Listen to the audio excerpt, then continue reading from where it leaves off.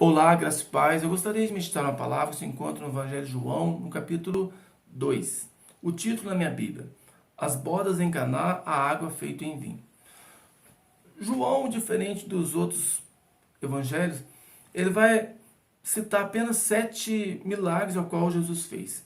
Embora ele mesmo conte nos finais, que nos últimos capítulos, que Jesus fez muitos milagres. Mas João escreveu com um propósito aqui os milagres. João tinha o propósito de mostrar que Jesus era o Filho de Deus. Então nós vemos que no capítulo 2, o primeiro milagre ao qual ele vai escrever foi justamente num casamento. Os judeus, diferente de nós, eles geralmente o casamento durava naquela época 7 dias, e eram 7 dias com muita dança, comida, e era regado a vinho. Assim como nós gostamos de tomar um cafezinho, para eles não poderia faltar um vinho nas suas festanças. E nós vemos aqui, esse casamento estava sendo em Caná da Galileia. E estava ali Maria, mãe de Jesus. No versículo 2 vai dizer que Jesus havia sido convidado. Como esse é o primeiro milagre, então nós podemos concluir que Jesus não foi convidado porque ele poderia fazer algum milagre ou surgisse alguma crise, Jesus estaria ali para resolver o problema. Eles convidaram Jesus para aquele casamento porque eles gostavam de Jesus, eles valorizavam a amizade de Jesus, gostavam da convivência do Senhor. E o que eu aprendo aqui? Nós não podemos deixar para procurar Jesus somente quando surgiu uma crise ou surgiu um problema, viver uma vida longe do Senhor. Mas aqui indica que Jesus fazia parte ali do ciclo de amizade daquele casal ali que estava iniciando ali, realizando aquele casamento. Nós temos que ter uma vida de comunhão com o Senhor, buscar viver na presença do Senhor através de uma vida de oração, de meditação na palavra, participar dos cultos, das reuniões. Então Jesus já estava ali. Eles não buscaram, não foram chamar Jesus quando surgiu o problema. Faltar vinho no casamento era algo muito desonroso.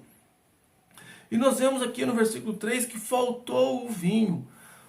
O vinho na Bíblia, no Salmo 104, versículo 15, vai dizer que o vinho alegra o coração. O vinho está ligado à alegria.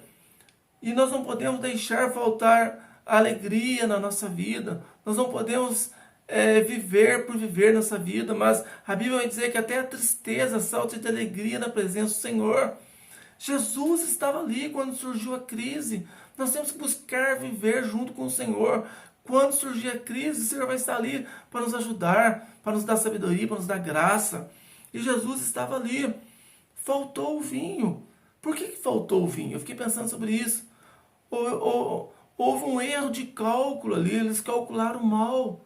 Nós não podemos viver de qualquer forma, viver de qualquer maneira, mas nós temos que viver uma vida regrada, calculada, viver com sabedoria, para que não venham a haver brechas, para que problemas vão surgir, mas nós temos que ter sabedoria e pedir a graça do Senhor para passar por esses problemas, para vencermos as adversidades e não brigar um com o outro. Jesus estava naquele casamento ali. Primeiro milagre que Jesus vai realizar, João fez questão aqui de escrever, e Jesus fez questão de fazer o primeiro milagre num casamento, mostrando o quanto o Senhor se importa com o casamento. Hoje o casamento está sendo tão atacado, o casamento está sendo desfeito por tão pouca coisa, às vezes por problemas tão fúteis, coisas tão pequenas que poderiam ser contornados, mas o inimigo tem tentado destruir o casamento. As igrejas são feitas de famílias. Então nós temos que zelar pela nossa família, não deixar faltar alegria na nossa família, cuidar da nossa família. No versículo 3, quando faltou o vinho, a mãe de Jesus vai dizer assim: eles não têm mais vinho. O que eu aprendo aqui? Quando surgiu o problema, eles lançaram sobre o Senhor aquele problema. Nós temos que lançar sobre o Senhor nossos problemas. Não adianta ficar brigando um com o outro, discutindo um com o outro. Nós temos que falar para o Senhor: ô Senhor, estou passando por esse problema, por essa dificuldade. Me dá graça, Senhor, para vencer esse problema. Me ajuda, Senhor, me dá sabedoria para passar por esse momento agora, Senhor. E ela levou até Jesus. E nós temos que fazer isso também. E Jesus vai dizer assim: olha, mulher, o que eu tenho contigo não é chegada a minha hora. Jesus, ele não foi mal educado. A palavra aqui, mulher, denota uma pessoa importante. E é a mesma que senhora. Jesus estava dizendo: olha, senhora, o que eu tenho contigo não é chegado o meu momento. Jesus estava dizendo assim: há um tempo para todas as coisas. Calma. Surgiu a crise.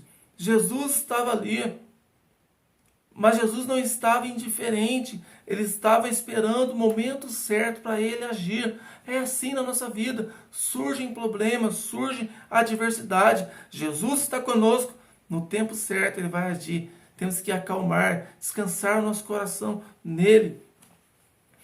Então, no versículo 4 vai dizer que, no versículo 5, né, no versículo 5, sua mãe vai dizer aos empregados: olha, façam tudo o que ele disser. O que eu aprendo aqui? Nós temos que ouvir Jesus, mas temos que praticar os ensinamentos dele, praticar a palavra do Senhor.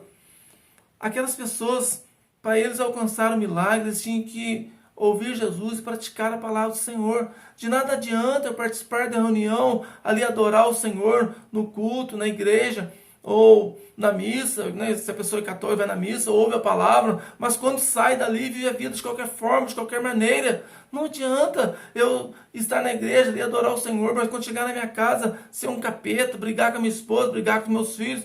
De nada adianta, eu preciso praticar, viver o amor do Senhor, ouvir a palavra e praticar a palavra na minha casa. Assim a alegria não vai acabar, assim sempre o bom vinho vai estar ali. E no versículo 6 vai dizer assim: estavam ali postas 6 talhas de pedras para a purificação.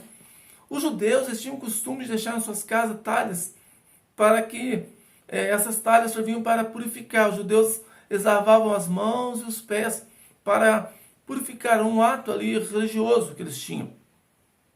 E eram usados para colocar águas.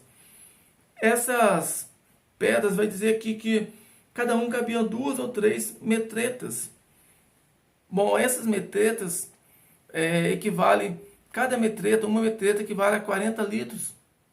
Então, diz que cabiam de 2 ou 3. Por quê? Porque essas talhas eram feitas de pedra maciça. Eles cavavam, talhavam a pedra, trabalhavam na pedra, e dependendo de quanto a pessoa talhava aquela pedra, ela caberia de 80 a 120. Se talhasse bastante, fosse uma pedra maior, talhasse bastante, e caberia mais. Então dependeria de quantas pessoas talhavam a pedra. Bom, e interessante que a Bíblia fala que o Senhor iria tirar o coração de pedra e colocar um coração de carne. Nós temos que trabalhar no nosso coração. Trabalhar no nosso coração para que possa a água entrar. Jesus mandou encher aquelas pedras, aquelas talhas ali de água. Caberiam mais, se a pedra fosse mais talhada, caberia mais água. Se nós deixarmos a palavra entrar no nosso coração e trabalhar no nosso coração, vai caber mais a água. Quando fala de água, Jesus falou assim: quem crê em mim, como diz as Escrituras, do seu interior fluirão rios de água viva. A água tipifica a presença do Espírito de Deus. Se eu deixar a palavra trabalhar no meu coração, e tirando a dureza do meu coração, a dureza do pecado, o Espírito Santo de Deus vai entrar, vai caber mais a presença de Deus. Eu vou tirar, quanto mais cavar no meu coração, mais vai tirar do meu eu, do meu ego. E quanto mais, muito mais vai caber a água que tipifica o Espírito Santo de Deus, mais vai caber a presença de Deus. E uma pessoa cheia da presença de Deus, ela é feliz, ela é alegre. Então nós vemos aqui, Jesus vai dizer: enche de água essas talhas. E eles encheram até em cima. Jesus vai dizer para eles: olha, encham. Eles seriam que...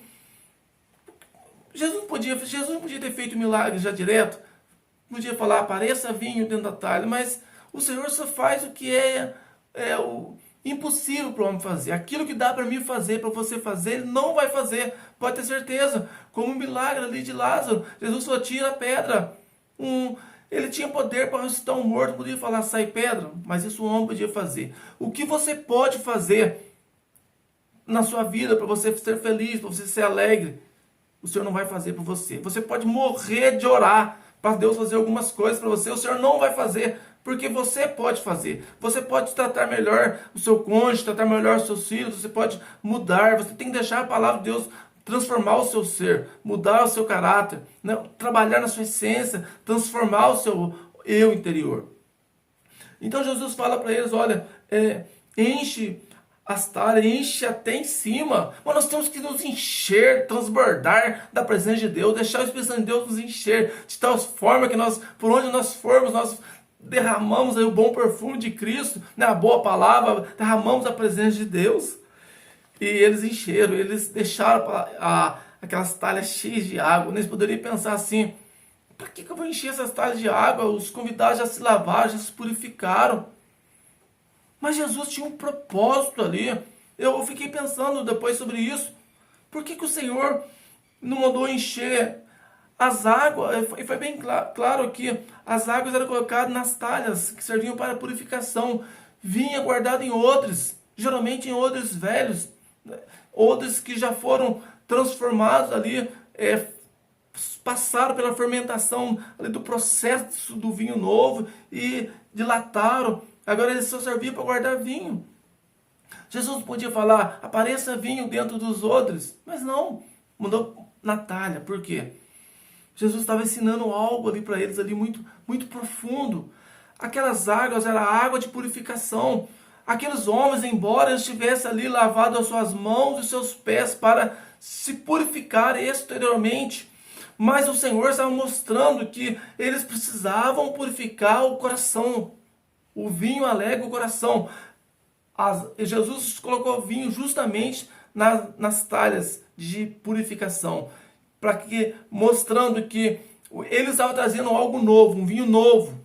A palavra é considerada um vinho novo, que precisaria entrar no coração do homem, transformar o homem, tirar as impurezas do coração, porque nós olhamos somente o exterior, mas o Senhor sonda o coração do homem, sabe o que está dentro do coração, é o coração que precisa ser transformado e mudado. O nosso coração precisa ser uma boa terra, uma terra fértil, para que a palavra de Deus possa cair e crescer. Não podemos ter um coração cheio de pedras, endurecido pelo pecado, mas uma terra fértil, para que o Senhor tenha como a palavra cair, crescer e gerar frutos. Então depois ocorreu aquele milagre, eles encheram as talhas. Ele vai dizer no versículo 8, tira agora e leve para o mestre. Eles levaram. E quando ele provou aquilo, ele ficou assim, extasiado, e falou assim, nossa, vocês fizeram o contrário, todo homem pega o vinho bom, e diz no versículo 10, né, todo homem põe primeiro o vinho bom, e quando eles têm bebido bem, eles colocam o inferior, mas você fez diferente. Ele estava enxergando que ele havia feito diferente o noivo. Ele havia colocado primeiro o ruim, agora que estava o bom. Mas não é, irmãos. Jesus tem o vinho bom. Nós que estamos na presença do Senhor, o mundo secular, geralmente, nós olhamos, eles vivem, se tornam amargos.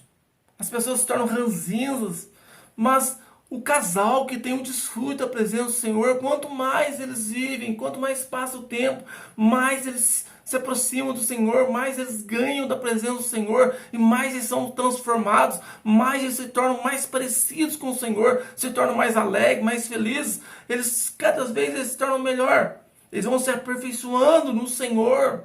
A nossa vida tem que ser assim, irmãos. No comecinho a gente é novo convertido, está sendo trabalhado, moldado, mas à medida que o tempo vai passando, nós vamos entregando mais para o Senhor e nos tornamos mais parecidos com Cristo. E depois nós vemos aqui, no versículo 11, diz que Jesus ele começou assim os seus sinais na Caná da Galileia, manifestou a sua glória para que os seus discípulos acreditassem nele. Jesus usou aquele casamento como uma vitrine para que os discípulos enxergassem que Jesus era o Messias, o Filho de Deus. Irmãos, o nosso casamento, a nossa vida tem que ser mostrado, usado como uma vitrine, como um molde, né? As pessoas têm que olhar, ter como exemplo, olha como eles vivem bem, como eles vivem na presença do Senhor. Eu quero viver dessa forma também. Eles têm que enxergar Jesus na nossa vida, enxergar a alegria do Senhor da nossa vida. E o Senhor fez esse primeiro milagre no casamento, mostrando que Ele se importa com a família. Então, o que eu aprendo aqui? A presença, nós temos que deixar a palavra talhar o nosso coração, penetrar fundo no nosso coração. E nós temos que nos encher da água, nos encher da presença de Deus. Amém? Que o Espírito Santo de Deus fale melhor no seu coração. E se quiser, se inscreva no nosso canal. Vai ser um prazer ter você conosco. Que Deus abençoe a sua vida, em nome de Jesus.